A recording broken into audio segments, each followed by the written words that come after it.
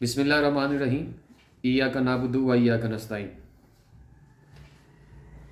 میں نے کل ایک ویڈیو میسیج دیا جس میں نے بتایا کہ ہمیں سوچی سمجھی سازش کے تحت اداروں اور جنرل عاصم منیر کے خلاف کیا جا رہا ہے، آرمی اور ایجنسیز کے خلاف کیا جا رہا ہے، ہمیں اینٹی اسٹیٹ بنایا جا رہا ہے۔ جو میرے کل کے میسیج کا لب لباب یہ تھا، اور یہ نیریٹو خان صاحب کا نہیں ہے۔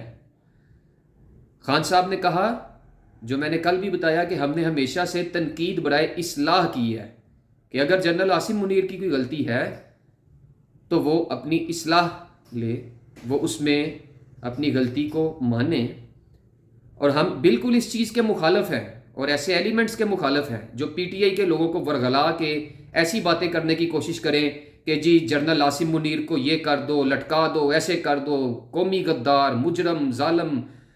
دیکھیں، یہ باتیں کرنا اگریشن کی طرف اسٹیٹ کو لے کے جانے کی طرف ہے اور پاکستان کو ڈی اسٹیبلائزیشن کی طرف لے کے جانے کی مترادف ہے۔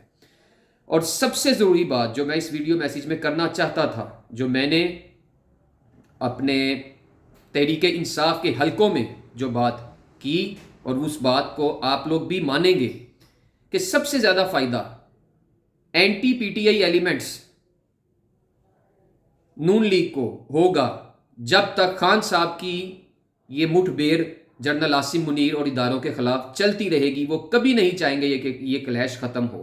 اور اس سے بھی زیادہ ضروری بات، انہوں نے جب جرنیلوں کے خلاف بات کی ہے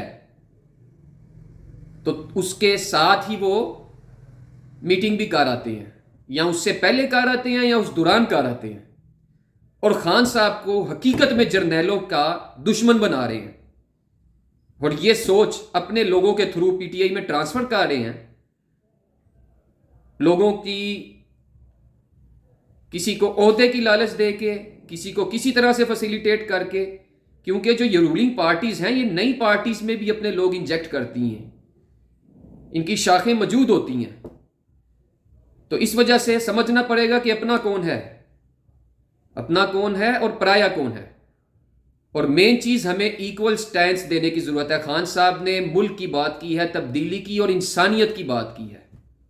تو جب ہم اداروں کو، سیاسی پارٹیز کو ساتھ لے کے چلیں گے تو تب ہم پاکستان کا اپنے اداروں کے ذریعے، نہ صرف سیکیورٹی ادارے بلکہ تمام ڈپارٹمنٹس، ان کے تھرو پاکستان میں چینج کو لے کے آئیں گے، چینج کو پروان چڑھائیں گے، اور اس کے ساتھ ساتھ جب پورا ملک ایک پیج پر ہوگا تو پھر ہم انٹرنیشنلی بھی کچھ کر کے دکھانے کے قابل بنیں گے، کی پوزیشن میں ہوں گے۔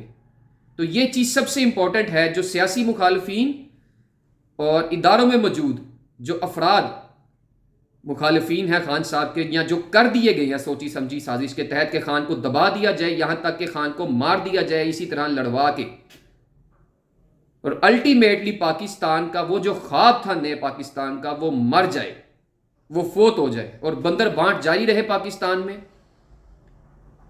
اور پاکستان کو ڈیولپڈ کنٹریز میں شامل نہ ہونے دیا جائے۔ یہ پتہ نہیں غیر ملکی سازشوں کا حصہ ہے یا ان کے ذہنوں میں شیطانی وسوسے ہیں۔ یہ جو لوگ یہ کر رہے ہیں وہ خود ہی جانتے ہیں یا اللہ کی ذات جانتی ہے۔ بہرحال ہم نے ان چیزوں کو سمجھنا ہے اور جلد از جلد اس چیز کا تدارک کرنا ہے کہ ہم اداروں کے خلاف نہیں، تنقید برائے اصلاح کی خان صاحب نے۔ خان صاحب کا میسیج صحیح طریقے سے عوام تک پہنچنا چاہیے، اور اس میسیج میں عوام کو سمجھ آنی چاہیے کہ خان صاحب کیا کہہ رہے ہیں، کس وجہ سے کہہ رہے ہیں۔ خان صاحب اپنی غلطی مانتے ہیں تو ادارے میں موجود کوئی فرد ہے وہ بھی اپنی غلطی مان کر پاکستان کو بہتری کی طرف لے کے جایا جائے۔ مین چیز یہ ہے، نہ کہ لڑائیوں میں پڑ کے اپنے ملک کو ڈی اسٹیبلائزیشن کی طرف لے کے جایا جائے۔ بہت شکریہ۔